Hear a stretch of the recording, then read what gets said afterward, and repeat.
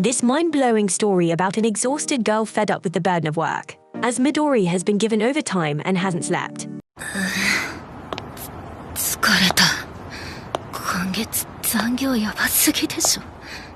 早く帰って寝なきゃ。She wants to go straight to bed and rest. Her shivering legs and tiring looks reveal how she has suffered this month. At last, she has reached home and is a few steps away from the bed. Unfortunately, she fell to the ground because her legs refused to support her weight.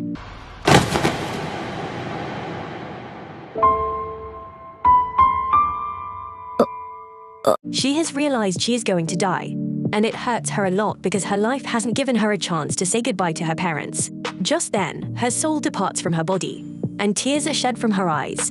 誰にも見とられることもなく、両親に別れの挨拶だって。やだよ。 At this moment, she is repenting of dying like this because there is no one around her. This time is lucky for her because God has granted her wish. In exchange, she needs to do something for God. With a shocked face, Midori inquires what she needs to do. God smiles and reveals Dylan's world, where humans are persecuting other people on the basis of species. Her task is to figure out whether humans should be wiped out. Listening to this, she is scared to death and denies doing the task. But God is aware of her weakness and assures her that he will give her power by reincarnating her. This sounded good, and she expressed her passion for fluffy things. She even wanted to tame her parents' cat, whom she loves most. So her only desire is to remain with fluffy animals who can take her weariness away. Observing her so much interest in fluffy things, God has decided to bestow her power related to animals. Also, he has reincarnated her without her permission. After that, she opens her eyes in the grand house, where her parents and siblings are pleased to see a cute girl. Little Midori is shunned because she is unable to move or speak up. The only thing she can do is listen to them. Just then, her mother performs magic and gives her the name Nefertima. 3 years later, Néma, her nickname, talks about her family. Néma was raised in the ducal family of Opshe as a third-born child, and Néma is happy with her gentlemanly brother Ralph and her cute older sister Kanadia. Both are wishing her a happy third birthday. Her brother Ralph has brought flowers, and Kanadia shows fireworks as a celebration. Not only this, Néma has plenty of animals she needs to go meet to feel their fluffiness. She runs to the animal and is about to fall due to a hurdle before she falls and gets hurt. Her pet dog, Dee, was always there to protect her. Also, her parents take a breath of relief from seeing their beloved daughter safe. On the other hand, Néma feels like she is in heaven because so many animals and birds surround her, but they are too many and difficult to handle. Soon, she realized she shouldn't tame too many animals. Still, she is happy in their company after some time. Néma's mother is anxious because she is called to the royal palace. Her husband is not at home, and Ralph and Kanadia are in the academy, so no one can take care of Néma. She had no option except to take her to the royal palace. Before taking Néma, she warns her to be a good girl, as Néma is going outside for the first time. In excitement, she responds positively, and they move to the royal palace. Going there, she looks at the people's faces, and there is no clue of persecution. Arriving here, she casts a protection spell on her and asks her not to go anywhere. As soon as her mother moves to do her duty, she looks at the bird and chases it. She has run away, forgetting her mother's warning not to go anywhere. Chasing the birds, she has arrived at the garden here, attracted by Néma, squirrels, and other animals. They start loving her, and her heart is pounding with happiness. Just then, furious but lovely eyes can be seen from the bushes, feeling a strange presence. All the animals have vanished, and Néma diverts her attention to this animal. This is not a common animal because he is a sky tiger. Despite being scared, she has fallen for Sky Tiger, a beast, and she should keep a distance from him. Meanwhile, another shocking thing happens when Sky Tiger licks her. It reveals that Sky Tiger is obsessed with this little girl. Also, Néma gets closer to him and feels his fluffiness, which has taken her to another world. At the same time, Sky Tiger is seated, which is a sign that she can ride on him. It's strange because the beast allows a little girl to sit on him without any fear. She seizes the opportunity and sits on his back. Sky Tiger takes her to the master, who is a prince. Prince is surprised to see a little girl on his Lars because, except for him, he never gets attached to anyone. Also, he worries about this little girl, who has easily trusted the beast and has no fear. Prince warns her, and Néma's attention diverts to him. For a second, she was mesmerized by his beauty, and he held her in his hand. Watching herself in this prince's arms, she gets annoyed. Néma continuously asks him to get her down, but Prince is enjoying her resistance, and to enrage her, He puts her on his shoulder. As a result, Néma has started yelling and moving her hands and legs like crazy. Prince has gotten his play toy and wants to enjoy it more. But Lars takes her from his lord and puts her down. It's shocking for Prince because Lars has never been friendly with her. This time the prince is impressed with this girl and inquires about her parents having left her alone. She tries to clear up his misunderstanding so that she isn't lost. But Prince is not in the mood to listen to her and take her to her father. Riding on the Sky Tiger's back, she is moving to the royal palace. Reaching King's library, she runs to her father. Her father is astonished to see her daughter here. Even he is worried about her. But Prince becomes a hero by saying he has saved Néma, who was lost in the forest. Listening to this, she is annoyed because she was never lost. Her father hugs her and can imagine her loneliness. And in the forest, in reality, the situation is adverse because she can take care of herself. But no one can convince them. Also, her father thanks him for saving her daughter by calling him Prince. Listening to this, she is shocked because she considers him a brute. But he has turned into a prince. Never mind.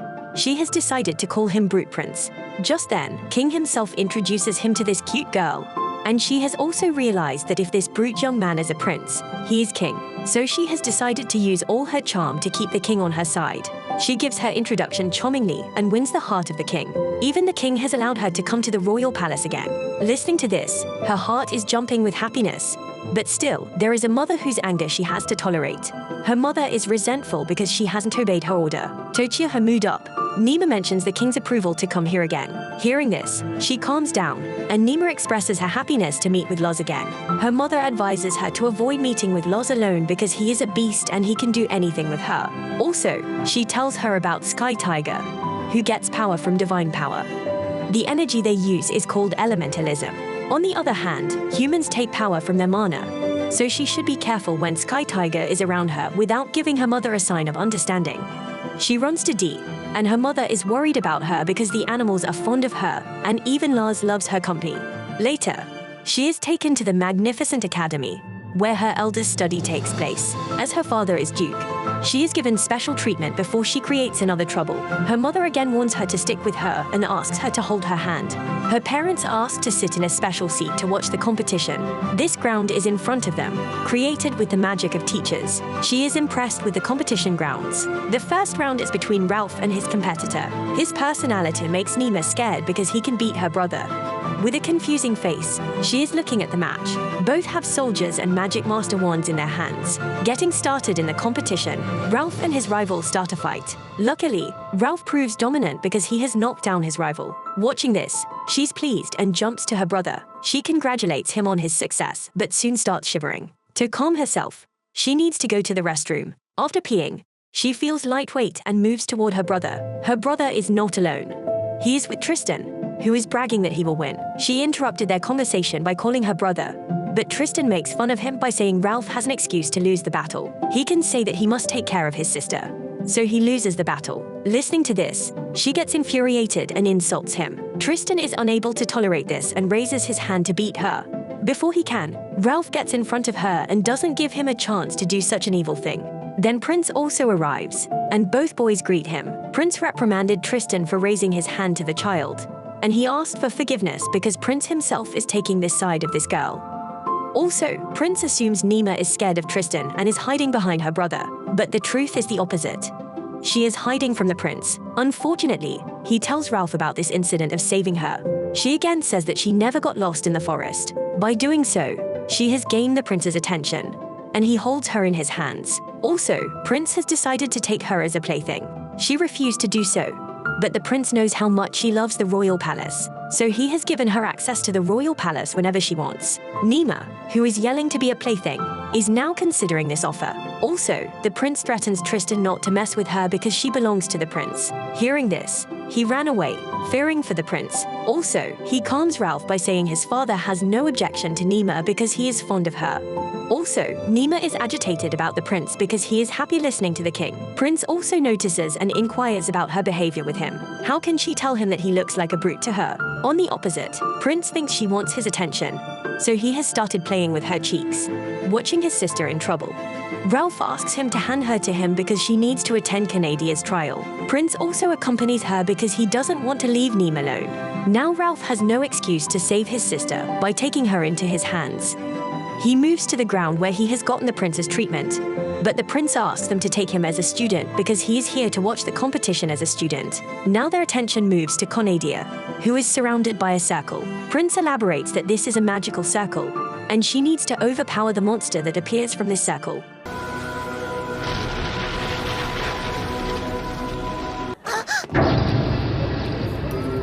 As she starts the magic, a fire dragon appears from it. Watching the divine fire dragon, everyone is shocked and knows it's a challenging task to defeat him. Prince inquires about Kanadia, whose extraordinary power is fire, and how she can call him. His assistant tells him that her control over fire is high, but she needs to gain command of the water elements, so this is going to be risky. Néma, who is listening to this, is worried about the dragon. By watching her sister smile, she realizes she will not leave the dragon. Her mother also supports her. Néma can't see that the holy dragon is about to die. She jumps from the prince's lap without thinking. She rushes to the ground.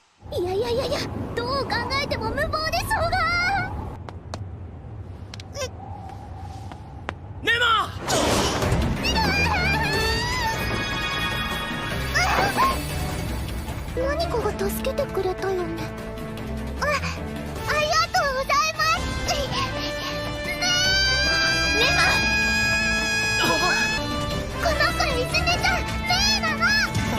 And her parents are worried about her. Néma jumps from the high wall and has no idea she can fall.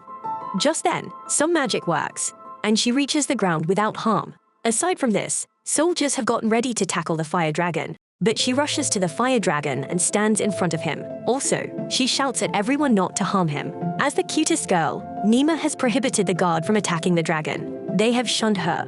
Also, the fire dragon's attention moves to her. He is wondering what this little girl is doing here because this is not the place where this cute girl should be. As soon as Néma can talk with him, he shares his anger and calls her forcefully. Also, if he is inflicting malice on him, then how can he let them go quickly? Now it's Néma's turn to charm him with her beauty and stop him from taking any furious steps. She presents the adverse effect of fighting, which his gleaming scales can hurt, and she can't bear this cruelty to him.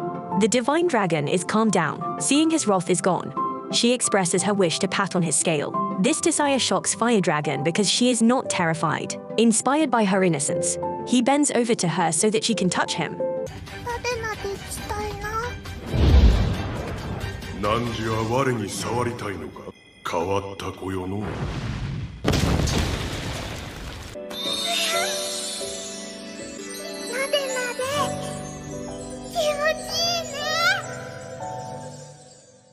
Watching this, guards are about to take action by believing that Dragon will hurt her before they proceed. Brute Prince forbids it because he knows nothing is wrong.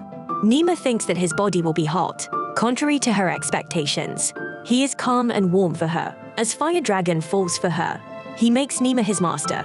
Everyone around them is looking at Néma and Dragon with open mouths. They had never imagined a 3-year-old girl could tame this furious dragon. Also, Fire Dragon shares an orb with her.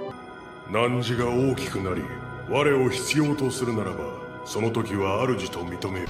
ならばこれを預ける。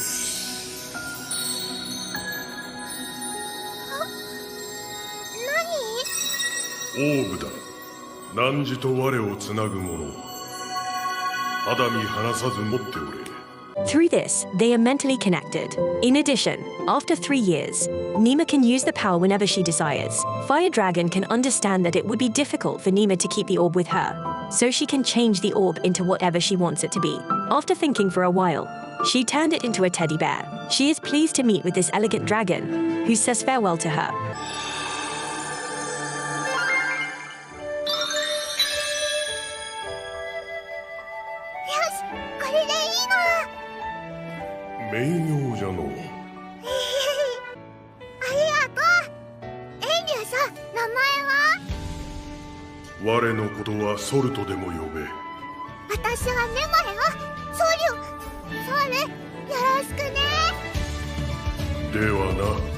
When the fire dragon disappears, Kana holds her little sister in her arms, and tears roll from her eyes.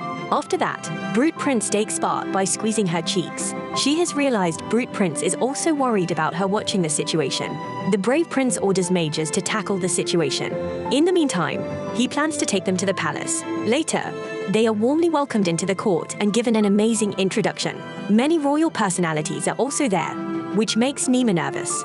Just then, the king and queen arrived, and they discussed the case. King is very well aware of Néma's pact with Fire Dragon. Also, he is worried that she can use its power against their kingdom. But Néma's father clears up their misunderstanding that this is not a formal pact, and she is only eligible to use the power when she is threatened. To clarify the king's doubt, he swears by his name. It reveals that he would die. When he makes his statement, Néma is worried about her father and realizes they have gathered to talk about this serious matter.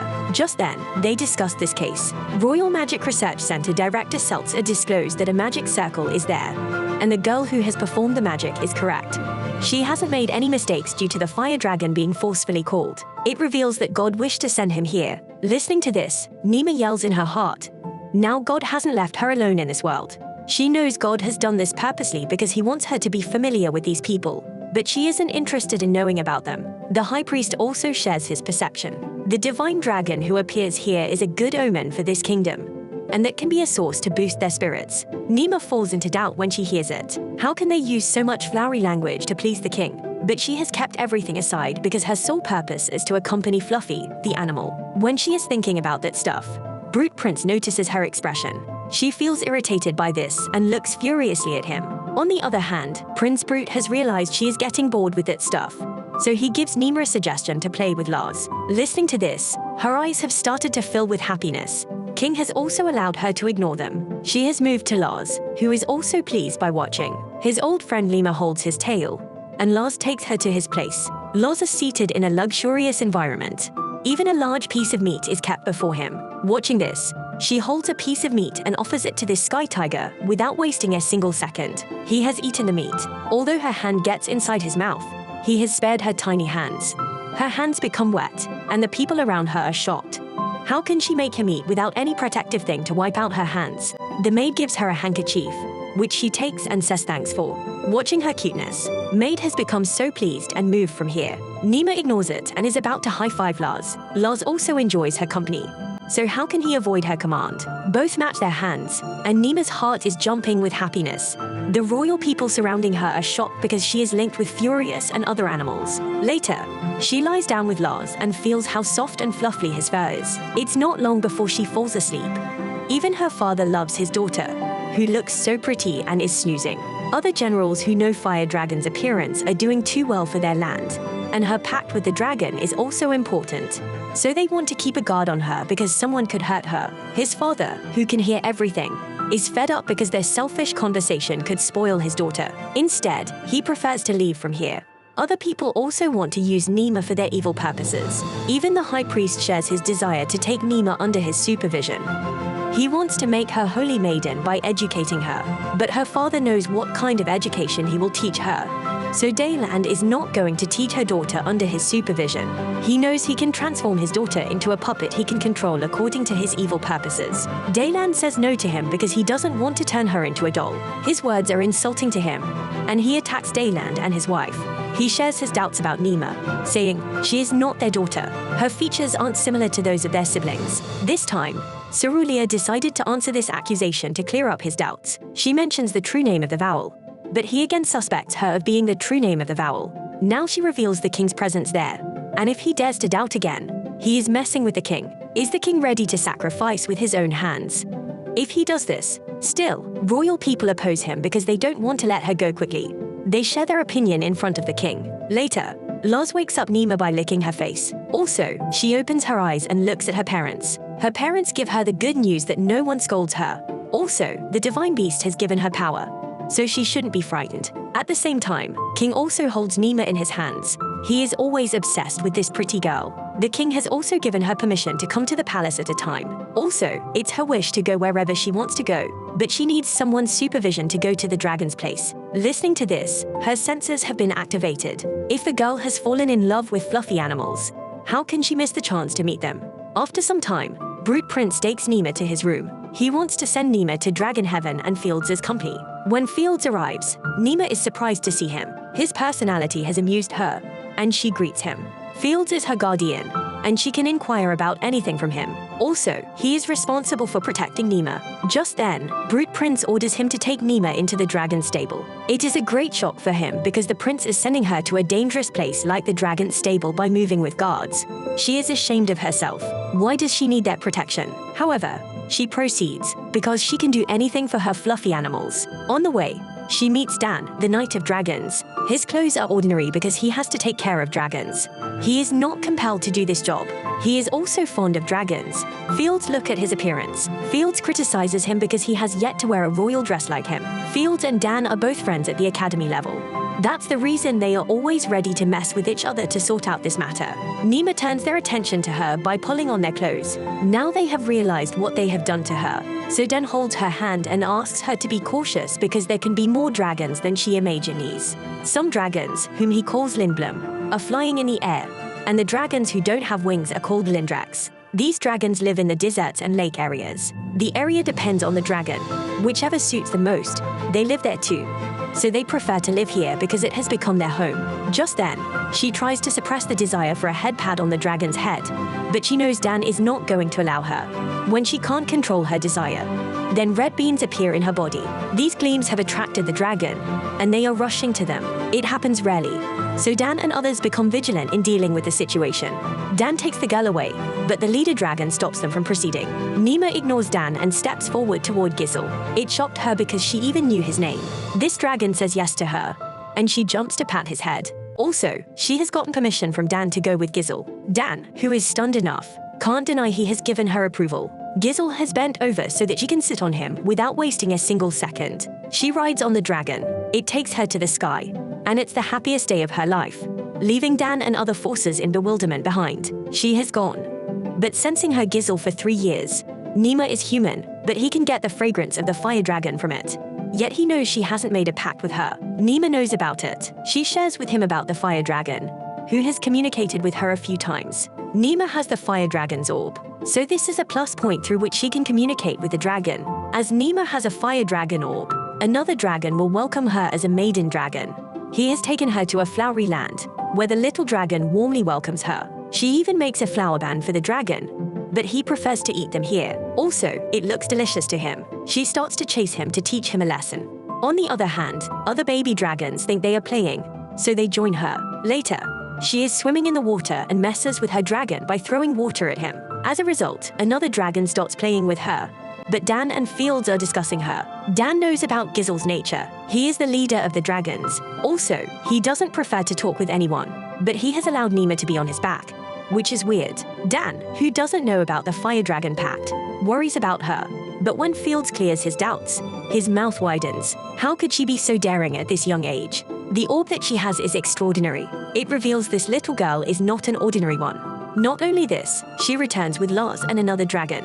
This is more shocking because she is making a connection with all the animals, and fluffy animals love her company. How can this be possible? Apart from this, she has no concern about what people think about her. Rather, she is so busy with the animals that she doesn't have time to think about them. Right now, her happiness is out of control because she has padded lots of animals. Today's episode of this anime begins with Nefertima informing us that they have reached the Monster Knight stable, which houses many rare creatures. They are greeted by the captain of the Monster Knights, who takes them on a tour. The captain introduces herself as the captain of the special unit called the Monster Knights, named Lester Nogma. He asks Nefertima to call him Les, and he gets to know her name. Leston is impressed by Nefertima and finds her captivating due to her kindness and cheerfulness. Leston then recalls hearing a lot about Nefertima, but he mentions that she seems like an ordinary girl, hardly standing out as described by Dan. However, Leston's friend informs him that the red dragon submitted to Nefertima, allowing her to ride it. Leston reflects on Dan's love for dragons, which led him to leave the Monster Knights to join the Dragon Knights, eventually becoming their leader. Back to reality. Leston thinks to himself that Nefertima is just a charming young girl. The scene transitions to Nefertima, Leston, and Dan arriving at the monster stable. Néma expresses her excitement, comparing it to a safari. Dan explains that magic is used to preserve this place, ensuring a better life for the animals. Leston suggests taking Néma on a tour on horseback, Leston whistles, and a horse comes running towards them.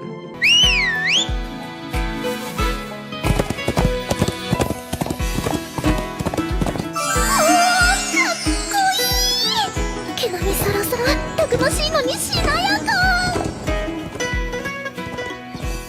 Néma is overjoyed by the beautiful horse named Was, praising its silky mane and brave elegance. However, when Leston proposes playing together, Was refuses. Néma realizes that Was is not the friendly type and informs Les that Was can be selfish sometimes. When Was hears this, he becomes furious. Néma approaches Was, placing her hands on his head, explaining to Les that Was is not selfish but the leader of the herd, and people should be cautious around him if they don't know him well. Leston realizes that Was intentionally behaves this way to keep humans away from the herd. Néma informs them that Was is a highly intelligent horse.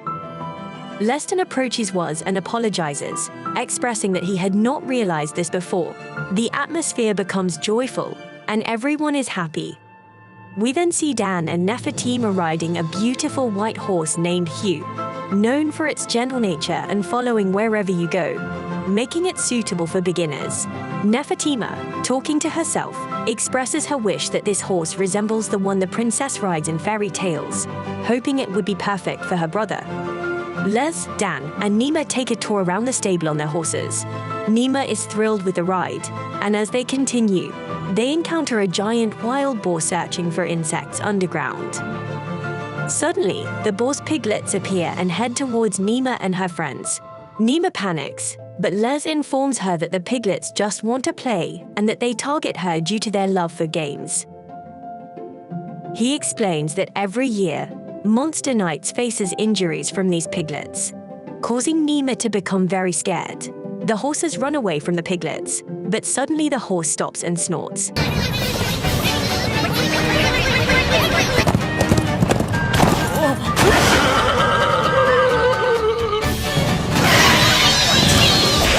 Scaring the piglets away. Les thanks Was for saving them. The friends continue their tour, reaching a flock of birds. Les introduces them as walker birds, the fastest land animals used as messengers and in emergencies. Nefertima becomes excited and expresses her desire to ride one. However, Les warns her that it's very dangerous and requires intensive training due to their incredible speed. Nefertima insists on riding one, and Les decides to join her, securing a safety belt around her abdomen. He informs her that when she holds onto the harness, she must bow to it and embrace it. When she touched its body, she felt that it was extremely soft and also very gentle.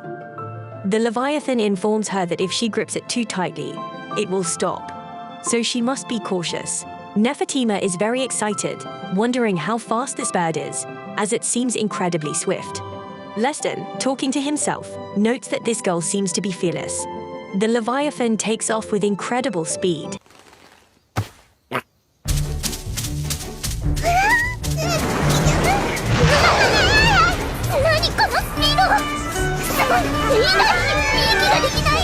Making Nefertima unable to breathe due to the rushing air.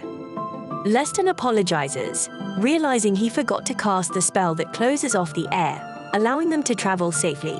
He kicks the Leviathan to make it go even faster. After the thrilling ride, Nefertima gets off the Leviathan, feeling disoriented. Leston laughs at her because she can't walk, mentioning that the speed was only about 50% of its maximum. Next, they witness a falcon soaring in the sky, swirling around them, and they whistle to it. The falcon descends onto Leston's arm, and Nefertima is excited by the sight. Leston tells her that the falcon is a glide, often used for message delivery. As usual, Nefertima speaks up, expressing her desire to hold the falcon on her arm. But she realizes her hands are too small for that. They receive a message from the falcon, and Leston apologizes as one of his followers has caused significant trouble. He needs to return to headquarters immediately. He mentions that if he has free time later, he'd be delighted to take them on a broader tour, spending more time with them. Nefertima talks to Dan about wanting to see Gensel, and the scene shifts to Leston, addressing the soldiers, inquiring about how the White Isle escaped, and emphasizing its rarity. He apologizes for not being attentive and instructs them to form a team with dogs to track it down and capture it before it escapes further. The soldiers move quickly, and Leston talks to himself, expressing that this is the worst day ever. He reminisces about Nefertima playing with Waz and Yosio, noting that everyone loves her. Opening his eyes, he sees Nefertima with the creature that had escaped earlier.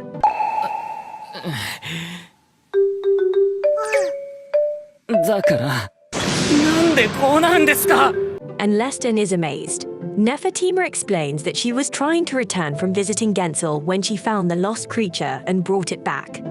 Leston is delighted with this unexpected turn of events. He speaks to himself, astonished that Nefertima, with her keen awareness, found the White Island so quickly. He reflects on not underestimating people and not judging them solely based on appearance, as everyone has hidden talents. Meanwhile, after Néma finishes playing, she returns home. Her parents congratulate her on her birthday, and when they ask what she wishes for, Nefertima thanks them and asks to go to the city. Her father is initially shocked and refuses due to the danger, but her mother encourages the idea, stating that she'll be safe as long as she's with someone. Nefertima suggests going with her sister Karina, and her father agrees. When her mother proposes sending Paul with them for added safety, Nefertima is excited about this being her first shopping trip. The scene shifts to Nefertima, Karina, and Paul wandering through the city. Nefertima is fascinated, and Karina explains that this is a bustling commercial area. She shares information about the 4 distinctive districts in the royal capital: the industrial, public, noble, and commercial districts. Nefertima is amazed at the lively atmosphere and learns that the king wanted the city to look beautiful even from the sky. Karina expresses her happiness about shopping with Nefertima, and they continue exploring the vibrant city. Then the two girls run after each other, enjoying their time, with Paul following behind them. When Nefertima enters the market, it feels like she has stepped into a festival. The place is incredibly enjoyable, filled with ready-to-eat foods and sweets. Nefertima asks her older sister, Karina, to teach her how to spend money. Karina agrees to educate her, explaining that the smallest currency unit is the ray equivalent to 10 copper spikes, and a drink at the store costs 8 rays. She also mentions that a coffee session at the cafe is around 3 copper spades. Nefertima understands counting on her fingers and gets ready for shopping. As they explore, Nefertima feels like she's in a lively and exciting place. She requests 3 portions of turkey from a cook, who informs her that they serve the finest turkey in the world. The cook then asks for 3 copper spades, and Nefertima happily hands over the money. She receives the chicken she ordered and returns to her sister Karina, feeling triumphant about her successful shopping trip. Nefertima then distributes the chicken among her sister and Paul, who express their gratitude. She playfully sprinkles Paul with some flour to make him carry her items, and they all share a laugh. Afterwards, she gives a piece of chicken to her dog as a special reward for his birthday. Following that, Nefertima catches a delightful aroma and follows it to a bakery. There she discovers a delicious pastry called baby, made by a baker who fries the dough until it puffs up. Excited, she asks the baker for 3 pieces, but the baker suggests buying 20 and adds 3 more as a bonus. Nefertima happily agrees, and the baker informs her that the total cost is 1 copper speak. Nefertima hands over the money, receives her pastries, and continues her joyful shopping adventure. After that, Nefertima goes to her sister, and her sister asks her what she will do with all those sweets. Nefertima explains that she bought some for her father, mother, and everyone in the house.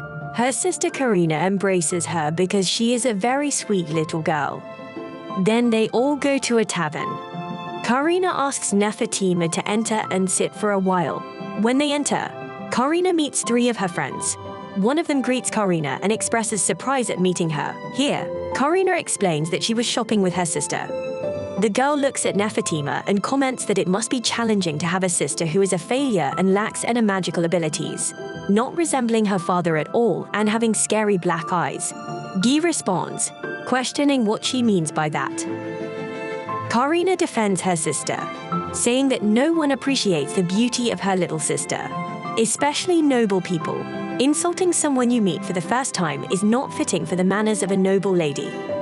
She advises her not to tarnish the reputation of her honorable family.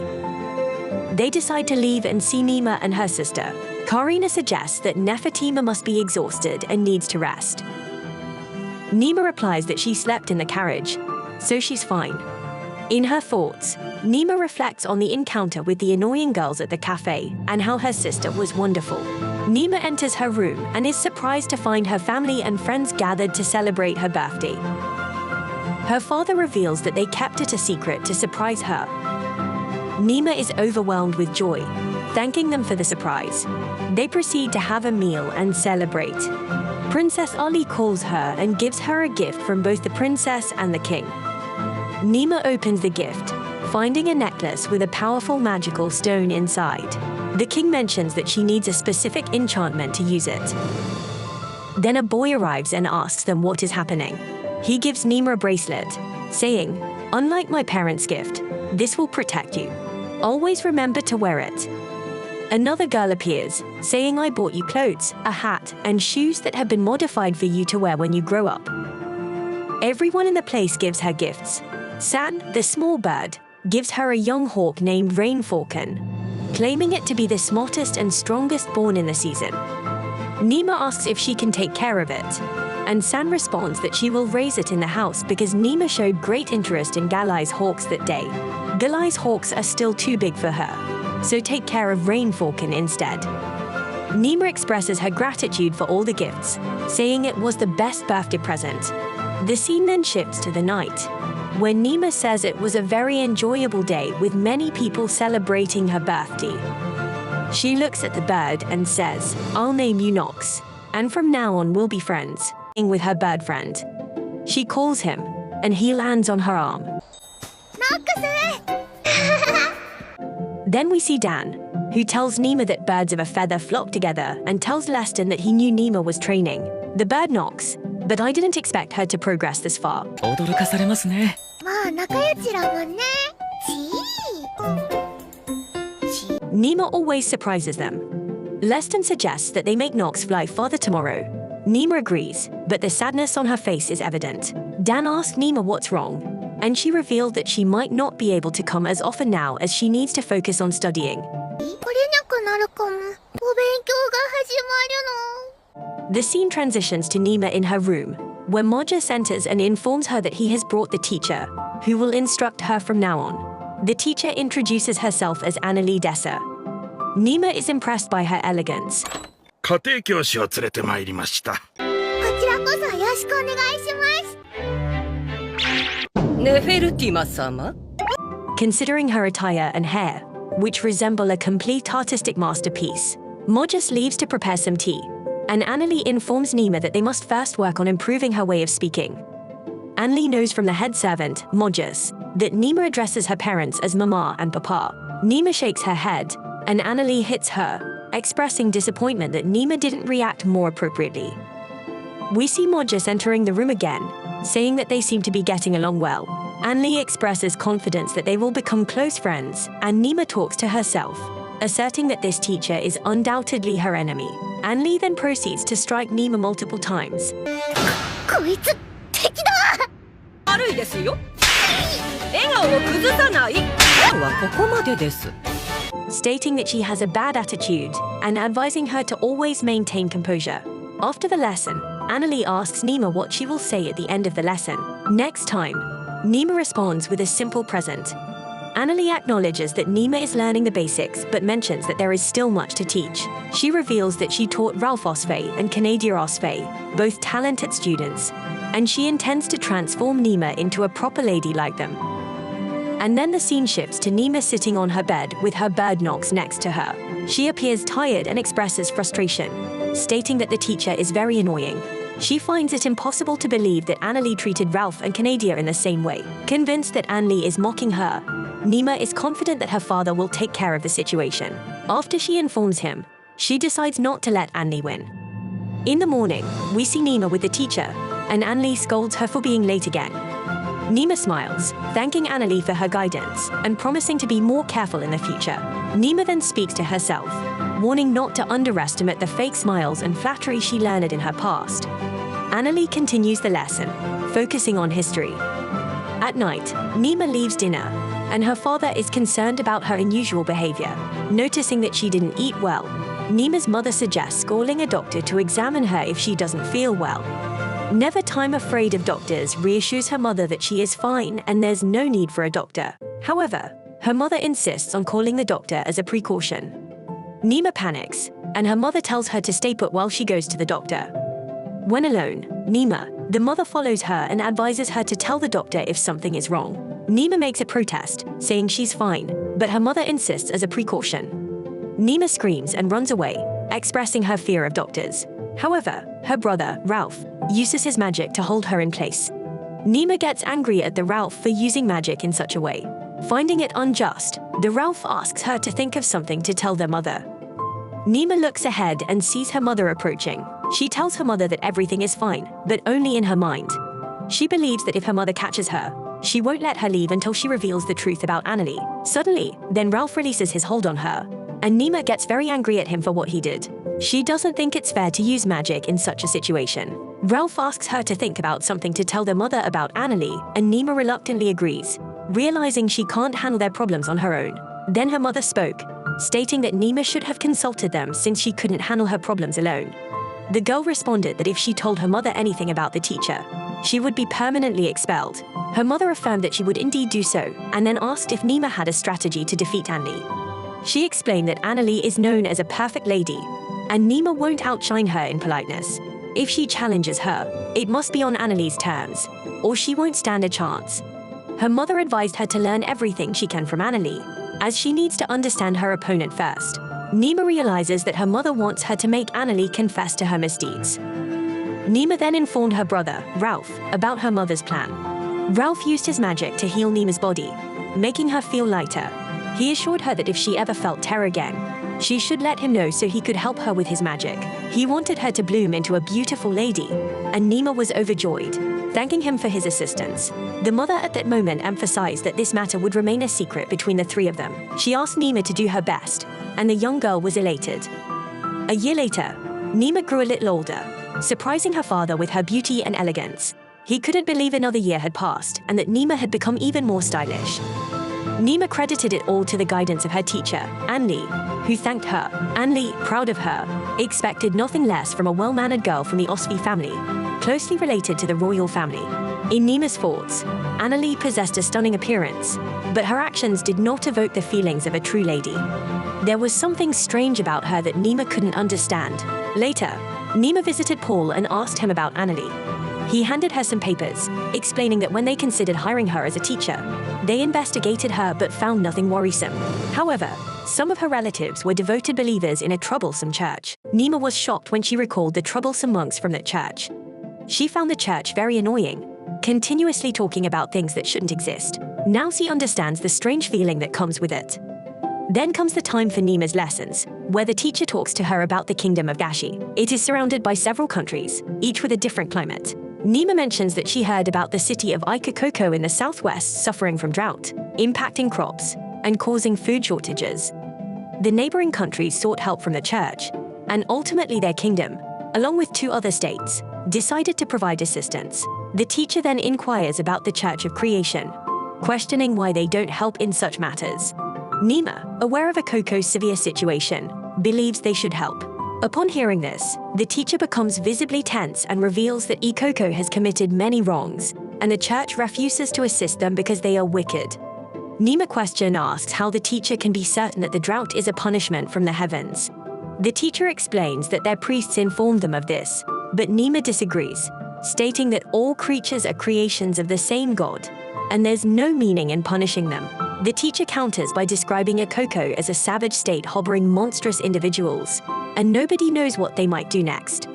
Néma now understands the teacher's perspective. Then she asks if the teacher has met anyone or any monstrous person from that country, to which the teacher responds with an affirmative no.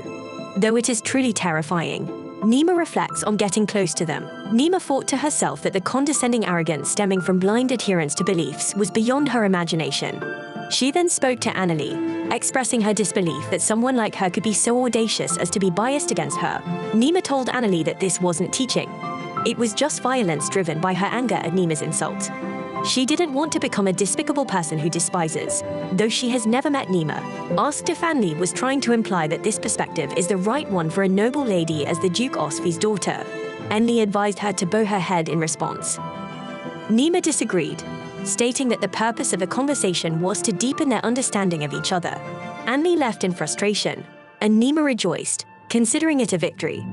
The scene then shifted to Néma's room, where she spoke with her bird Nox and expressed it. Néma's father noticed a mark on her cheek and became very angry at Anneli, but Néma insisted he not interfere, as it was her problem. She only warned Anneli. Néma heard that Anneli apologized to her father, requesting to continue as her teacher. Later, Néma mentioned that her teaching sessions had reduced, and she began teaching a variety of things alongside etiquette. These lessons were enjoyable. The scene then transitioned to Néma with a horse, and her father informed her that their family was responsible for the northern territories of the Gashi Kingdom. He proposed taking her to check the situation there since her schedule had become less dense. Excited, Néma agreed, mentioning her anticipation of encountering many fluffy animals on their journey.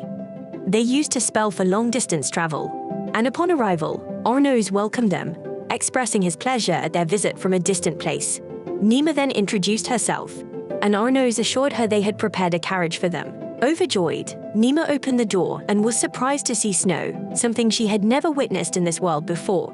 Néma was overjoyed at the sight of the snow, which brings joy to the hearts.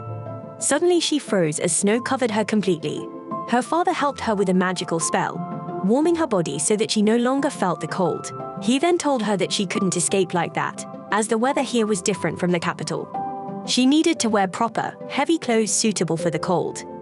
When she put on the heavy clothes, she felt warmth and joy, and her father was pleased with how she looked in them. He informed her that they would travel to their destination by carriage, aiming to reach it by nightfall. They boarded the carriage, and Néma looked out of the window in sheer delight at the snow. After getting out and playing in the snow with her father, they continued their journey.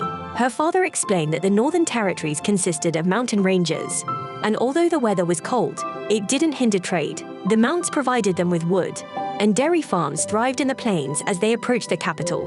Winter crops, resilient to the freezing weather, became visible. Néma compared the place to Hokkaido or the Tohoku region, and hoped to find many delicious things and rare creatures. In the evening, they reached their destination, where the man thanked her father and welcomed them. He considered her father the pillar of their town and expressed gratitude for their hospitality. Néma suddenly noticed that the snow didn't clump together in this place. In the evening, Néma enjoyed a delicious meal and requested more. A lady offered to prepare a canned lunch for her the next day, surprising Néma. Later, her father informed her that they would enter the forest the next day, which had become extremely dangerous due to increased monster attacks. The knights were dispatched, but their numbers were insufficient. They planned to establish a military base for the knights and wanted Néma to be a mediator with the fire dragon. Néma was astonished by this and asked her father, "Are you going to ask the fire dragon to eliminate all the monsters here?" In her thoughts, she feared that the entire forest might burn down. Her father reassured her, stating that he was confident the dragon had valuable information and was hoping for some guidance. Néma agreed, thinking that she could inquire about it when they met the dragon. She called Sol the fire dragon and informed him that her father had accompanied her on a tour of the northern area. She mentioned the recent increase in monster attacks and asked if he knew anything about it. Sol, curious about their specific location, I inquired about the Guild of Gulfer. When Néma told Sol that they were in the Frost Needle Forest, the dragon immediately recognized the place. Surprised, Néma asked why there shouldn't be any monsters in the Frost Needle Forest. So he confirmed that, according to him, there shouldn't be any monsters there. Néma conveyed her Sol's words to her father, and they decided to investigate further. Sol mentioned that most reports indicated the presence of imps, kobolds, and, in extremely rare cases, frost spiders. When Néma asked about the reason, Sol suggested that imps and kobolds should typically reside in the far south, and the presence of these creatures might be due to overpopulation. The peculiar child with yellow hair present in the group also added to the curiosity, expressing surprise at the gathering of reports from the area. Néma's father suggested that the possibility of human interference was low but still present, speculated that someone might have gathered these monsters here. Suddenly he stood up, struck the table, and declared there's no point in sitting around and pondering. We'll head to the forest tomorrow morning. Let's find out the secret behind these monsters, with Néma preparing to head into the forest. She carries a rabbit-shaped bag, the detective amulet, and the knife she received on her birthday. じゃんじゃんじゃーん忘れ物なーし誕生日にもらったペンダントのお守りとナイフってなかったよ These items are neatly packed in her rabbit bag. Suddenly, the bird, Nox, arrives and lands on Néma's arm. She informs Nox that he will be their guardian in the forest. The group, now ready, stands at the edge of the forest. Their leader warns them to be cautious, as they never know when they might encounter monsters. The scene shifts to everyone entering the forest. The elder mentions that he used to hunt in this area for decades, but never saw anything like the current situation. Néma realizes the depth of the forest and looks to Nox for reassurance that he's watching over them from above the tree. They reach a specific tree and decide to take a break, having some lunch prepared by the elder. Suddenly they hear movement in the crops, and a soldier quickly draws his sword, cutting down a tree. よし、ここで休憩しよお腹すいたう。ウサギでした。 But to their surprise, a beautiful rabbit emerges. Frightened, the soldier reassures them that it's just a rabbit and urges them to relax. Néma approaches the rabbit, asking if it's okay, but it remains motionless. Suddenly, the rabbit leaps away, leaving Néma saddened. The soldier explains that they are here not to exterminate monsters, but to avoid them, as the scent of blood attracts fierce creatures. Néma, however, feels compelled to search for the injured rabbit. She races into the forest, apologizing for scaring the rabbit and acknowledging that she can't leave it alone if it's hurt. Néma finds the rabbit under a tree, and as it looks at her, she realizes how much it admires her. おいでおいでかわいいぞそっかさっきは騎士さんたちがいたから逃げちゃってごめんね She apologizes again for scaring it, initially understanding that it feared the knights. Néma advises the rabbit to return to the knights for treatment, thinking she hears her father and the knights. However, a net suddenly falls on Néma, お父様たちかな and she disappears. She turns. Then we see one of the knights searching for Néma and finding her hat beside a tree.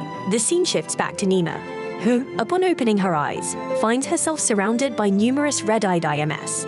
One of the imps approaches her, attempting to take the rabbit from her. Néma tells the imp not to eat it, and she is surprised that the imp understands her. She questions why all the imps seem sad, and suddenly her tone changes as she wonders aloud why they abducted her and what they plan to do with her. The imps are puzzled by her words. The scene transitions to Néma, who is now incredibly happy, expressing how cute she is. However, her expression changes again, and she mentions monsters. At that moment, two monstrous creatures grab her and take her into a dark cave. So the scene then shifts to the group searching for Néma. The man informs them that there are many traces of imps in the area, and he believes they might have kidnapped her. Her father becomes furious, finding it unbelievable that this happened here. He vows to find her, no matter the outcome. The scene moves to Néma, who has been taken by the imps to a place where two human girls sit inside a cave. They ask Néma if she was also kidnapped, and she confirms it. Néma then introduces herself warmly, and the two girls named Pinot with green hair and her younger sister Nino reciprocate. Néma is surprised to find older individuals with them. Pinot explains that they were taken to a different location, and they haven't seen each other since, because Néma wonders how they're older people here. Pinot informs Néma that they've been imprisoned in this cave. Néma, speaking to herself, questions if it would be dangerous to use fire magic in a confined space. This surprises Pinot, and Néma reveals that she was abducted by imps and is stuck in a distant cave in the forest. She ponders whether using fire magic would affect their ability to breathe or if it would deplete the oxygen, potentially causing them to suffocate. Then Néma begins to communicate with Sol telepathically, while Pinot and Nino observe her, fascinated by her and seemingly lost in her dreams.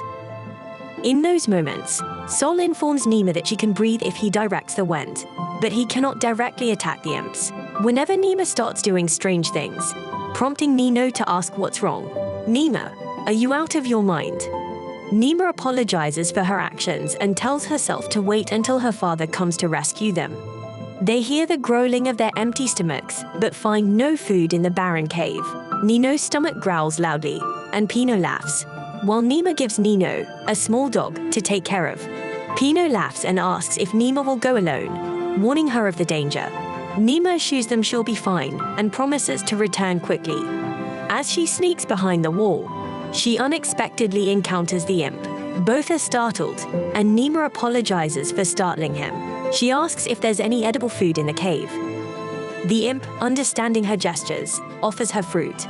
Néma takes it, unsure if it's safe to eat. She tastes it and screams due to its extreme bitterness, feeling a prickling sensation on her tongue. So the monster takes it back, peels it with his hands, and hands it to her again. Néma, hesitant, takes another bite and discovers that it's exceptionally sweet. She asks for more, and the imp hands her a bag full of the fruit. Néma, now peeling the fruit, is watched by all the monsters, who seem amused by her actions. It's been a heartwarming moment. Néma shares the fruit with the monsters, and they all appear to be friends. Néma realizes that these monsters are in danger, and she doesn't want to witness any harm befalling them at the hands of humans. Terrified, Néma knows her father will come for her, but suspects he may not listen to her. She addresses the imps, asking why they all live in this place. One of the imps responds, but Néma doesn't understand, apologizing for her lack of comprehension. She then hears a noise from behind, thinking it's her father. But to her surprise, it's a much larger imp, the apparent leader. Frightened, she screams loudly due to its massive size as the imp's leader communicates with the others, questioning why the human girl is in this place. Néma, shocked to hear it speaking her language, realizes he is their leader. The leader scolds his subordinates for abducting anyone, reminding them not to do it again. He was mad, and she interrupted, expressing her understanding that he was their leader. She asks to speak with him and inquires about why they abduct children like her. The imp leader explains that it's their nature, but they take care of the human children instead of harming them. Néma comprehends their protective nature, even towards human children. She then questions why they attack humans, and the imp leader cryptically replies that it's for survival. Perplexed, Néma asks for clarification, and he elaborates that they were driven out of their previous habitat by humans, who also expelled kobolds, orcs, and goblins. Néma is saddened by the humans' actions, realizing the consequences of their cruelty. The imp leader informs her that the humans relentlessly pursue them, forcing them to flee to the north. Many of their kind perish due to their weakness and inability to withstand the cold. Néma told the imps she would decide to tell her father about these events. However, she doesn't know what to do with the imps. Feeling compelled to help them, she asks the imp leader about their intentions. Now, whether they seek revenge against humans or not, the imp leader expresses their desire to return to their previous lives, hunting alongside animals and monsters in the forest. Néma, however, senses there is a predatory undertone in the way they speak, realizing that the imps are essentially predators, and she contemplates whether their coexistence with other displaced creatures in the same place could upset the environmental balance estimate. Discusses this idea, with the imp leader privately suggesting that they could make a pact for all creatures, including the imps and other displaced beings, to live together. The imp leader finds the concept intriguing, acknowledging the potential benefits if they could manage to coexist. Blasted in, Néma, however, privately questions the feasibility of ensuring the survival of humans, but decides to proceed with the plan. The scene shifts back to Néma's father and her companions. Néma warns the imps that her father will arrive soon, likely angry and searching for her. She fears they may face harm before finding a suitable place for them to live. Saying this, the imp leader agrees to devise a plan to ensure her father listens to them. Mustered. Meanwhile, Nino and Pino are given food by Néma, who assures them that there is still much to be done, advising against rushing. Nino asks if they can leave, and Pino confirms they can, but emphasizes that Néma's father must be nearby. She suggests waiting for him, as his presence will bring joy to the imps, ensuring their safety. The scene transitions to Nino and Pino discussing the situation. Pino wonders why they should leave if help is on the way. Nino clarifies that they need Néma's father to be present, as he won't listen to the imps unless they are in danger. Nino realizes the imps had reasons for their actions and that he wants to save them. However, he acknowledges that Néma's father won't be receptive unless they create a situation where he has to listen. He's suggesting that they pretend to be chased by the imps, making Néma's father more likely to intervene. Nino and Pino understand the plan, realizing that it may be easier to negotiate with the imps after reducing their numbers. Pino sadly tells Nino that they cannot help Néma, as putting Nino in danger is not an option. Néma offers to cast a protective spell to shield them, but Pino refuses, expressing concern about exposing Nino to another frightening experience. However, Nino agrees, saying that if playing this role will fulfill Néma's plan and save everyone, they are willing to do it. Néma talks to her younger brother, reassuring him that they will be safe and emphasizing that she won't lie to them. Néma is overjoyed and hugs Nino, who expresses trust in Néma's plan. Pino is moved by Nino's words and agrees to assist Street. The scene then shifts to the forest, where Néma's father and his companions reach the imp's cave. Néma's father expresses his determination to do everything to save Néma. They notice children running in fear of the imps, and Néma assures her father that he didn't abandon the children and won't forsake them.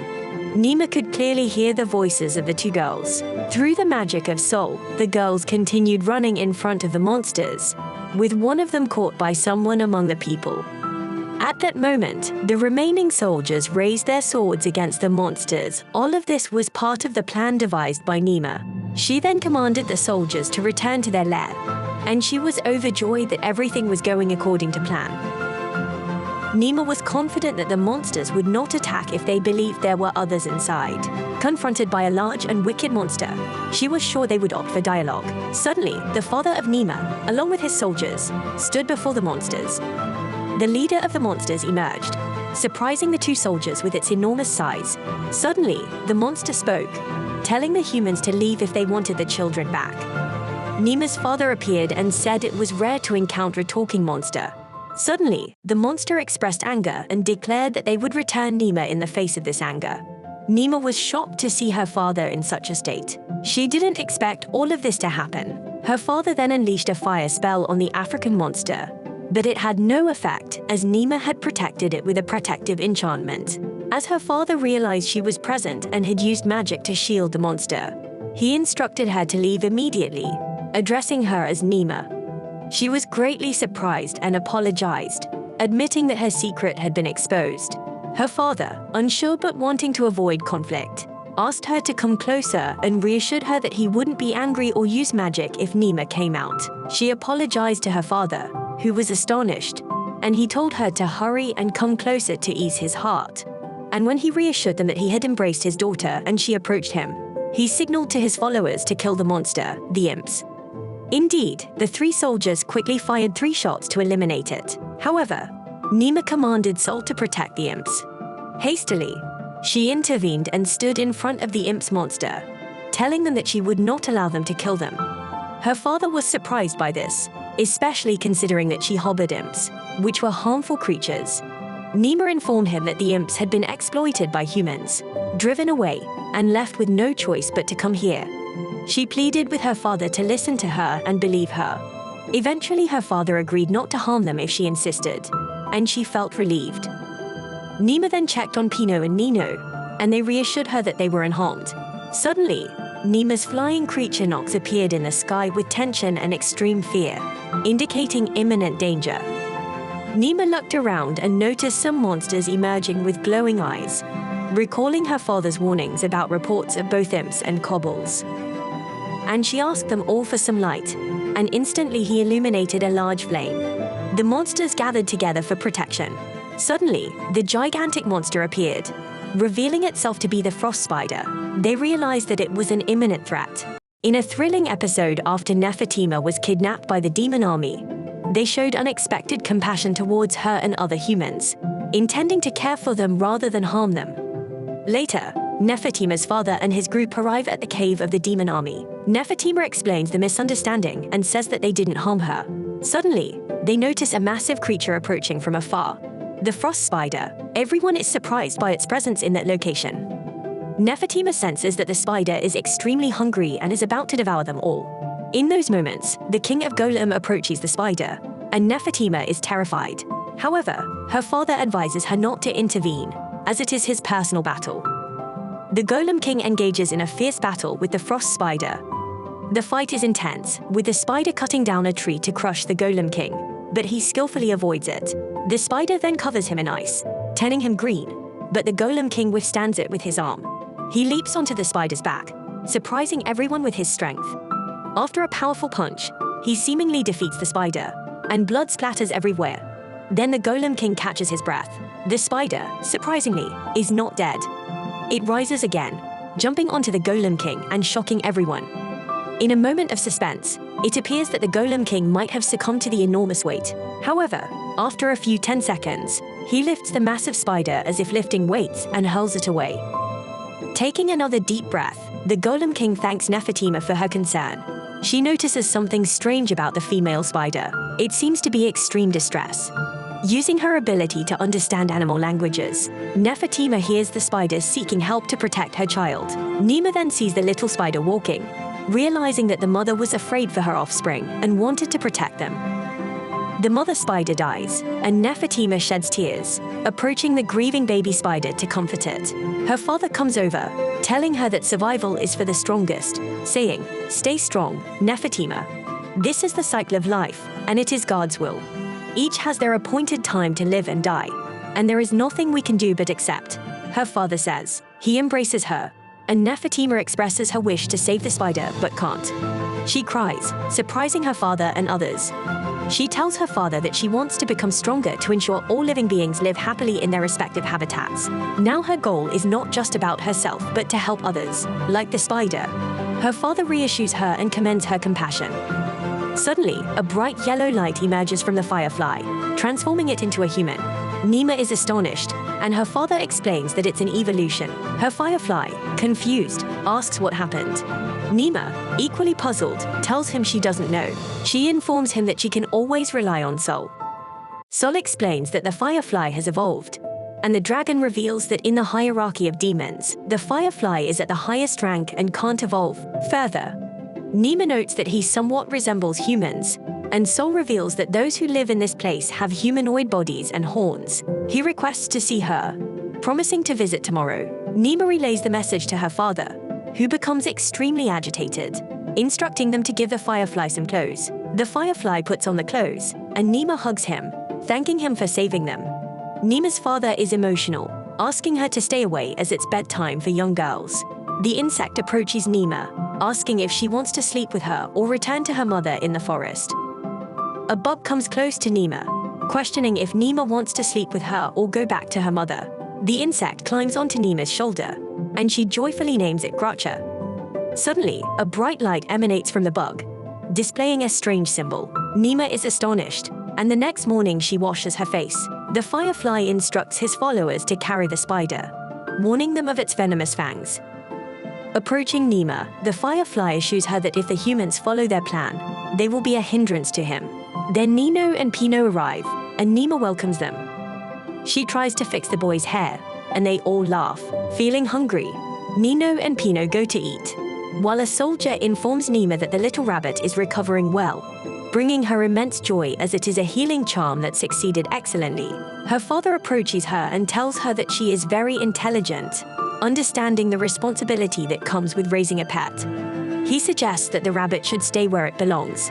Néma asks if she can't keep it, and her father explains that when wild animals are kept by humans, it distorts their nature.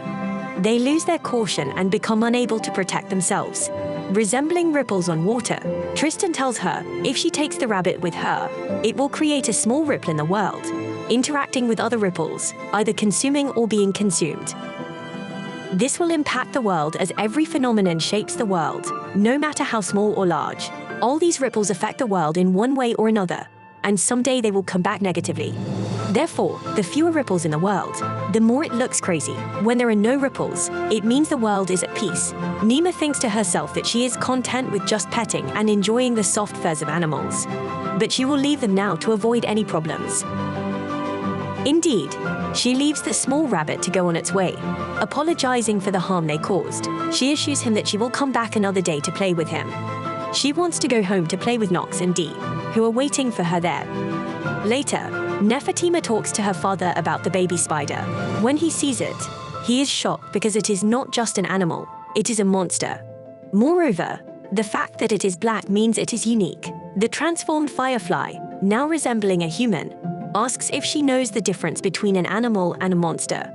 Nefertima replies that the main difference lies in whether they are intelligent or not, a distinction her friend didn't mention before. He can differentiate between animals and monsters based on their intelligence. The humanoid figure bluntly responds that monsters are failures and flawed creations. Nefertima doesn't understand this, so she asks him to explain. He clarifies that demons are flawed copies of humans, and frost spiders are also flawed spiders. Most monsters are weak, and to become a stronger monster, one needs to gain a specific name. When someone powerful acknowledges them, the world recognizes them as an individual. Only then can they use magic and receive blessings from spirits. And Nefertima realizes that names hold great importance in this world. Curious about his name, she acts like the transformed firefly, but he admits he doesn't have one. This surprises Nefertima because of his immense power, making her feel a sense of jealousy. It's the half-humans explain that the arachnoid has a mark on its forehead, signifying it has a name. Néma proudly reveals that its name is Gracha. However, her father becomes upset, and she quickly apologizes, explaining she didn't mean any harm. Her father reassures her that if they decide to take Gracha with them, it will bring her great joy. As they prepare to leave, the transformed boy informs them that everything is ready. Néma expresses her satisfaction that they've grown their party, but also acknowledges that everything has come to an end. The transformed boy speaks with the golems, instructing them not to leave the cave. If something happens, they won't be able to help Néma. Before leaving, Néma mentions that with everything that has happened, their party has grown larger than when they started, but now it's all over and they'll return to the village. They plan to visit the city to pray at Nino and Pino's homes. Néma asks them about their residences, and they reply that they live in the Aya district near Iriga. Her father asks if they are Ariel, and they confirm it, mentioning it's their family name. He then assures them that they will accompany them safely, sending a messenger pigeon to inform their family. Nino and Pino invite Néma to visit their home at any time to play with them, reassuring her that she doesn't need to come if she doesn't want to. Néma hugs them with love, saying she will definitely come to play the next day. The dragon Sol arrives and Néma joyfully embraces him, marveling at his smooth texture and his feathers, which she finds the best when the transformed firefly sees this, now in a different humanoid form. He remarks that he is different from any uni he has seen before. The next day, while he is talking, Néma seems preoccupied with thinking about what Sol is saying. She decides to take a nap, using his belly as a pillow and his wing as a blanket, causing Sol to get annoyed because she is not listening. He warns her multiple times, raising his voice, but she doesn't pay attention, leading to a comical moment where she stutters, falls, and lands on the ground. The transformed firefly carries Néma, and her soul informs her that he is not a uni, unable to use elemental powers like uni. Néma believes that only sacred monsters can use elemental powers. Curious, she asks the transformed firefly if he can see spirits or similar entities. He confirms that he can see transparent insect-like creatures. Néma inquires further, asking if he can use other elements. The transformed firefly demonstrates his ability to use fire, wind, water, and earth elements, defeating a clay doll with each one. Néma is impressed and excited about the potential benefits of these elemental powers in their plan. Overjoyed, Néma realizes that she hasn't informed her father about these powers yet. She decides to discuss the details with him. Later, her father agrees to support her, and the transformed firefly, contemplating a name for himself, is eventually named Shinki by Néma, who is delighted with her skill in naming things. However, a mark appears on Shinki's forehead, causing Néma to regret her decision. Her father is saddened by this development, but Shinki assures Néma that it's a classification mark, not his name. Néma apologizes to Shinki for naming him without asking, and he explains that he would have requested it anyway since she led them on the right path.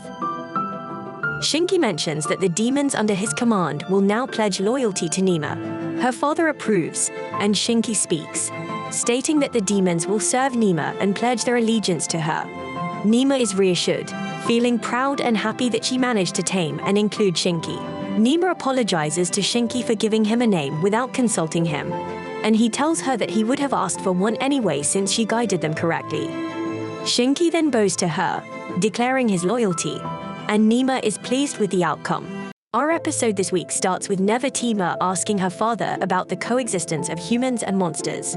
The main idea is that monsters are losing their habitats, so they need to create new ones. Nefertima suggests building a barrier on a mountain uninhabited by humans and relocating all the displaced monsters there.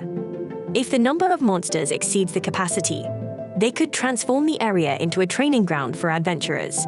This way, they could cover expenses by setting up insurance and shops at the mountain's base.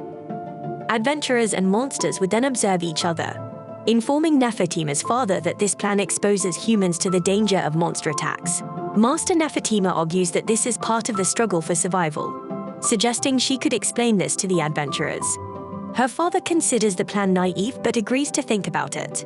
But to make Nefertima happy, she decides to explore potential areas for her plans during their reconnaissance mission.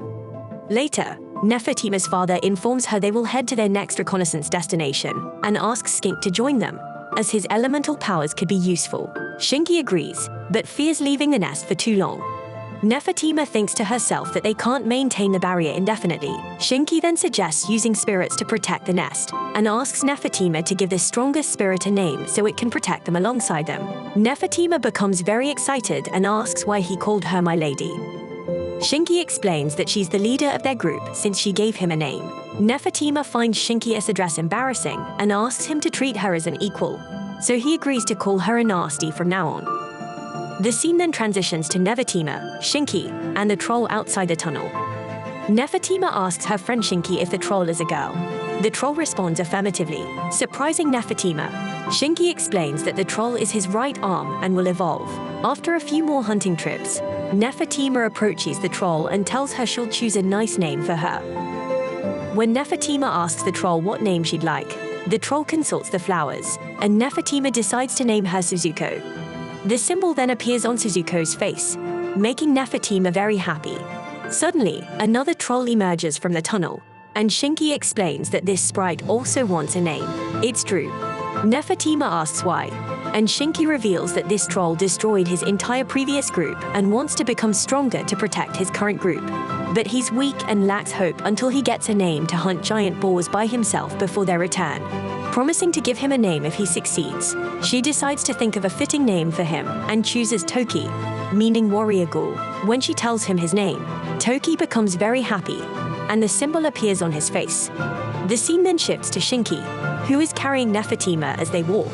Nefertima tells Shinki how she accidentally summoned the dragon soul, and how it brought her closer to him. Shinki mentions how many people and animals adore her, which Nefertima confirms by expressing her love for her family and friends.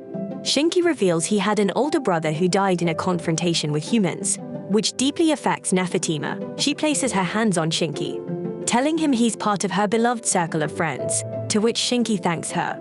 The scene then shifts to Nefertima's father, Shinki, and Nefertima, as they are now heading on a short trip before heading to their destination, the prominent agency of Bozith. However, it will take them a long time to get there. Nefertima's father asks Shinki to guide them on the correct path for a quicker journey. Shinki agrees, and when asked what he's doing, he tells them he's currently gathering eyewitness reports about the monsters. Nefertima's father asks Shinki to inform him about the route he took while fleeing, wanting to know its distinctive features. Shinki describes 3 connected mountains and a river with strong currents. Nefertima's father diligently notes and draws what Shinki describes, indicating recent reported sightings. He explains that it's very dangerous in those areas, but the monster problem might be manufactured, so they need a thorough investigation to know the truth. He then turns to Nefertima, informing her that, after investigating Bozith, they will return to the capital city. Nefertima feels saddened as she wanted to explore sites for her desired plan, but her father apologizes, explaining that it's urgent, but he arranged for Ralph to accompany her, which cheers her up greatly as he'll be her subordinate and she'll meet him in the city.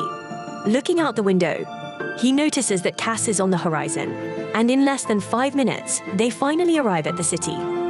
They are warmly welcomed by the people who inform them that they're now in the town of Cass, once very rich and safe, but now unstable. They are then caught in a heated argument about who will host them and fetch their meal. Nefertima seizes this opportunity while they are distracted, heading towards a building that appears to be the Adventurers Guild, with Shinki following her. When she opens the door, she is surprised to find it's not an Adventurers Guild, but rather a library or school. Not what she expected at all. A beautiful girl with crimson hair approaches her, welcoming her and asking how she can help. But she's taken aback when she sees Shinki and realizes he's a monster. She informs them that monster men are not common in these parts, so they shouldn't linger. Shinki tells her he'll leave once Anasta finishes her task, shocking the girl, who says something Anasta. How is this little girl's Anasta?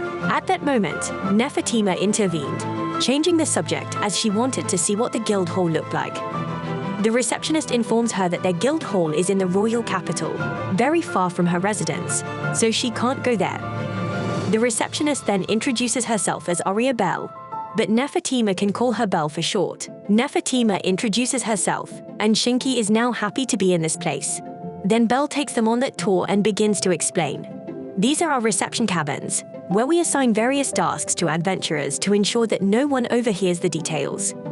We use a feature called Sound Muffler because there have been many problems in the past. There was widespread theft of rewards, news, and even confidential information, so we decided to put an end to it. Some adventurers would exploit the possibility of assigning more than one person to the same task to claim rewards for others' achievements. The injustice was rampant, but since then, we've banned all these practices. Our guild is very strict about any wrongdoing excuse given to us.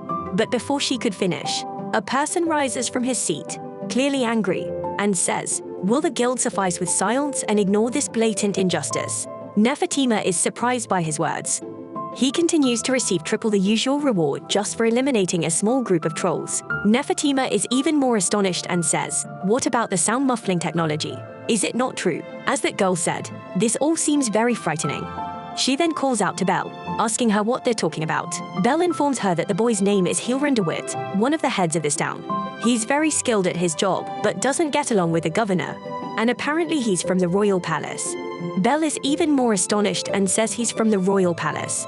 But who brought him to this countryside? Then Nefertima descends and approaches him. He asks them to help him calm down a bit so as not to disturb the peace of others here. He must return to the cabin now. Hilrun replies that if they turn a blind eye to this, a big problem will arise. But at this point, Nefertima approaches him and asks to speak with him for a moment. When he looks at her and sees her as a young child, he becomes annoyed, as he doesn't have time for children. Nefertima is vexed by his attitude, but she suppresses her anger and speaks to him again, offering her assistance. She tells him that if he doesn't want help, that's fine. Hilrun doesn't understand her words, so she informs him that she knows the duke of this agency, named Nefertima Opshe. She's the second daughter of Dalen Opshe, so she can convey this matter to her father. However, it depends on its nature. Nefertima surprises everyone by revealing that she is the duke's daughter. She continues her conversation with Hilrun, asking him to inform her of everything he knows so she can help. She wants to know exactly what's happening in this town. Hilrun takes her, and they sit at a table. He apologizes for his rudeness earlier and introduces himself as Hellerind White, the accountant of this town today. When Nefertima hears that he's the accountant, she realizes that the accountant verifies all the financial accounts and reports concerning the town. She then asks him to delve into the matter further, as she wants to know more about the governor. Hilrun tells her that she's still too young for this conversation, and it might be too complex for someone her age. This greatly frustrates Nefertima, but she doesn't blame him for it, as he doesn't know that in her past life she was an adult. She reassures him that she is very smart, to the extent that she accompanies her father on missions. Hilrun then asks her if she's aware of the sharp increase in monster attacks recently. While the boss of agency also witnessed a significant rise in monster appearances, Chaos didn't experience a notable increase compared to last year. However, a few people were injured, but the governor exaggerated the situation greatly. He submitted false reports claiming deaths and seized the 5 gold pieces sent as compensation. Hilrun ponders over the matter of the 5 gold pieces, which is approximately 5 million yen. They now have a petty, typical villain among them. She then asks if they requested assistance from the knights. Hilrun tells her that when they witnessed the trolls, they immediately sent a plea for help. However, for certain reasons, the knights couldn't attend. Nefertima doesn't understand what these specific reasons are. Hilrun continues to explain that when the townsfolk were harmed and accused the governor of inflating infrastructure costs, Nefertima asked him if he had any evidence of this. Hilrun replied affirmatively, stating that he had indeed seen the governor keeping a secret ledger somewhere. Nefertima acknowledged that if there was evidence, the rest fell on her father. She then asked him to swear by his name and tell her father everything he had just said. Hilren assured her that he would definitely do so. Afterwards, Nefertima expressed her concern about one thing, a lie, whether they knew if the knights would be able to attend or not. Hilren replied that they would be able to reach there. He then pulled out a map and explained that the city of Linus, the largest city in the Bazath region, is where the main highway passes through. However, it is constantly subjected to raids by Cobalt. Nefertima was surprised to hear that Cobalt attacked these roads, as she didn't know what they did in these areas. Hilren informed her that the Cobalt population is huge and they operate in an organized manner. At one point, Linus itself was in danger because of them. So most of the knights were deployed in that area and couldn't come here. Still, Nefertima pondered to herself that if this was organized, it meant they had a leader. If everything goes well, she might be able to add the kobolds to her plan as well. She then talked to Hilren, telling him that he must come with her to meet her father. Hilren agreed to that. Nefertima then spoke to Shinki, saying that she has a favor to ask of her, which is to persuade the spirits in the vicinity to do something, which is to join them under Suzuko's leadership. Shinki agreed to that.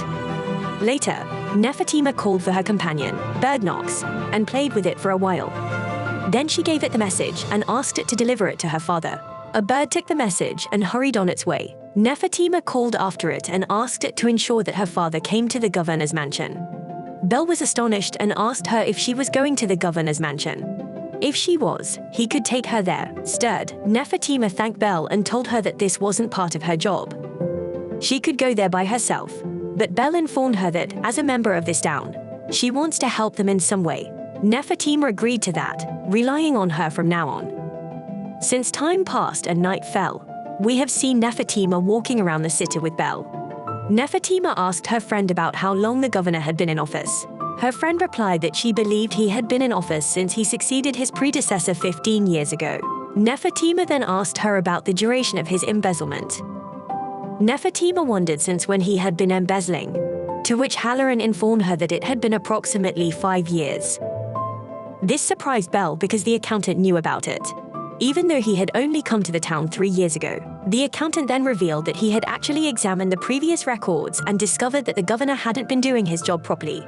They then arrived in front of the tavern's mansion and noticed Nox, the bird, waiting for them. Suddenly, Nefertima spotted her father, and he, in an angry tone, admonished her, stating that wandering around without permission is unacceptable and that if she had an excuse, she should inform him. Nefertima apologized to him for causing him concern and for potentially causing trouble for everyone. She mentioned that she had wanted to see the Adventurers Guild. Her father then asked her about Shinki, and she informed him that she had gone to see the troll, causing trouble. This further angered her father because she had acted recklessly, and perhaps her introduction to society as the former duke's daughter was premature. Nefertima, feeling deeply saddened, thought to herself that he used to reprimand her for something serious or reject her request with good reason. But he had never been upset with her like this before. The purpose of this trip was to monitor various aspects of this agency, and even if she accompanied them, she remained just a part of his faction. Nevertheless, she didn't leave without permission, and she didn't even keep her guards with her. If any harm befell her, they would be the ones punished, as they were entrusted with her protection. How could she have acted so recklessly? We should use our position to protect those who are less fortunate than us. She had learned it, and suddenly she felt very sad and cried because she wasn't used to her father being like this. Suddenly, her brother Ralph surprised her with his arrival and told her that it's not allowed for her to cry. And if their father scolded them both together, don't worry still. Nefertima was very happy and said, "My brother and sister always support me. No matter how wrong I am, they always endure the scolding with me. My tension has now eased, but the tears don't stop falling." Then her brother gave her this handkerchief to wipe away her tears. Suddenly, Prince Wilhert appears to her, accompanied by the tiger named Lars. Everyone submits to Prince Wilhert and greets him. Then Nefertima's father asks Prince Wilhert about the reason for his visit, to which Prince Wilhert responds that he has completed some tasks and decided to relax with Nefertima. However, Ralph informed him that she was in his company. Nefertima's father then asks his daughter if His Majesty the King is aware of his presence here, to which Prince Wilhert responds that he brought the guards with him, and the king is certainly aware of that. He then inquires about the two individuals accompanying his daughter, and she informs him that one is Hilren, the accountant of this town, and the other is Belle, who helped her in the guild. Hilren wants to speak with your father as he needs your assistance, she adds. In this case, her father assures her that he will speak to him in his capacity as the Duke or the Prime Minister when the accountant talks to him. When the accountant mentions embezzlement, Nefertima's father is shocked and suggests they talk inside. They then enter the governor's mansion. When Nefertima's father questions him about the embezzlement, the governor is stunned by this accusation. Nefertima then narrates to us what happened. She tells us that the adults had a very difficult conversation about the governoress embezzlement. According to the testimony of Hilren, the town's accountant, this caused a great commotion among the governor's men. However, only Mama is capable of winning a debate with Papa. The governor couldn't win this argument, and thus the Adventurers Guild will detain him under surveillance. This marks the end of his embezzlement schemes. Rewind is delighted by this turn of events, especially Nefertima, who is overjoyed. After that, she spends a beautiful time with Prince Wilhert and her brother as well. I appreciate you viewing my anime recap, Unruly Family. Please let me know what you think about Fluffy Paradise by liking, sharing, subscribing, and leaving a comment.